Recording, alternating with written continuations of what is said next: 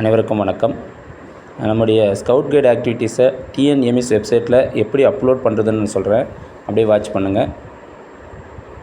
நீங்கள் முதல்ல உங்களுடைய கூகுள் க்ரோம் ஓப்பன் பண்ணிக்கோங்க. அதில் டிஎன்எம்எஸ்ன்னு டைப் பண்ணுங்கள்.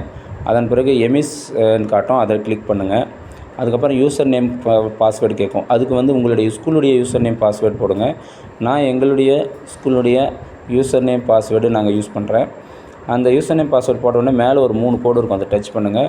அதில் ஸ்டூடெண்ட் அப்படின்ற பகுதியை டச் பண்ணுங்கள். அப்படியே கீழே ஸ்க்ரோல் பண்ணிகிட்டே போங்க. கீழே பார்த்திங்கன்னா ஃபார்ம்ன்ற இடத்துல NCC, NSS, candidate form, scout guide, ஜேஆர்சின்னு இருக்கும். அதில் ஸ்கவுட் கைடு டச் பண்ணுங்கள். அது டச் பண்ணி ஓப்பன் ஆன உடனே மேலே உங்கள் இதில் ஸ்கவுட் கைடு இருக்கான்னு கேட்கும். எஸ்ன்னு கொடுங்க. என்ன இருக்குதுன்றது ஸ்கவுட்டா கைடா கப்பா ஃபுல்லான்றதை செலக்ட் பண்ணிக்கோங்க. இந்த ஸ்கவுட் விங் மட்டும் எங்கள் ஸ்கூலில் இருக்கிறதால நான் ஸ்கவுட் விங்கு போட்டிருக்கேன். அதில் எத்தனை பேர் இருக்காங்கன்றதை மென்ஷன் பண்ணியிருக்கேன். அது ரோவர் இருந்தால் ரோவர், 11th 12th இருந்தால் ரோவர்னு போட்டலாம். இல்லைனா விடுங்க, ஒன்றும் பிரச்சனை இல்லை. ஸ்கவுட் மட்டும் ஆக்ஷன் பண்ணுங்கள். அப்புறம் எதாவது ஆக்டிவிட்டி இப்போ கண்டக்ட் பண்ணுறீங்களான்னா எஸ்ன்னு கொடுங்க. அதன் பிறகு இந்த name of the activity, date of the event, ஃபோட்டோன்னு கேட்டிருக்கோம்.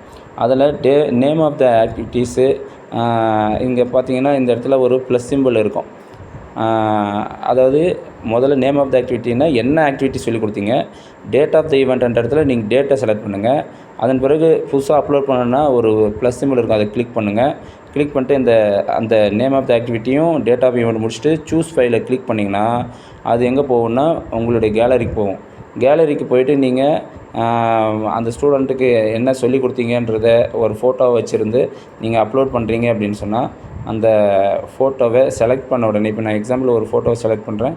செலக்ட் பண்ண உடனே அது கீழே வியூ ஃபைல் பார்த்தீங்கன்னா வரும். அந்த அப்டேட்னு கொடுத்துட்டிங்கன்னா, அந்த அப்டேட்டை கொடுத்துட்டிங்கன்னா அந்த அப்டேட் ஆகிடும்.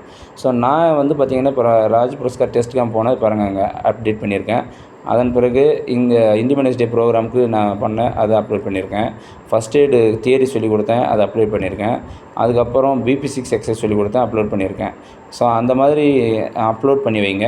நீங்கள் என்னென்ன ஆக்டிவிட்டீஸ் பண்ணுறீங்களோ எம்இஸில் அப்லோட் பண்ணி வச்சிட்டிங்கன்னா அது மிக சிறப்பாக இருக்கும். ஏன்னா எம்இஸ் வெப்சைட்டை ஹெட்மாஸ்டர் மட்டும் ஓப்பன் பண்ணுறதில்ல, டிஓ ஓப்பன் பண்ணுறாங்க. நம்ம டிஓ, சிஓ, டைரக்டரு லெவல்லேருந்து இது அப்டேட் ஆகுது. நம்மளுடைய ஆக்டிவிட்டீஸ் என்னன்றதை அப்லோட் பண்ணி வைக்கிறது மிக சிறப்பாக இருக்கும்.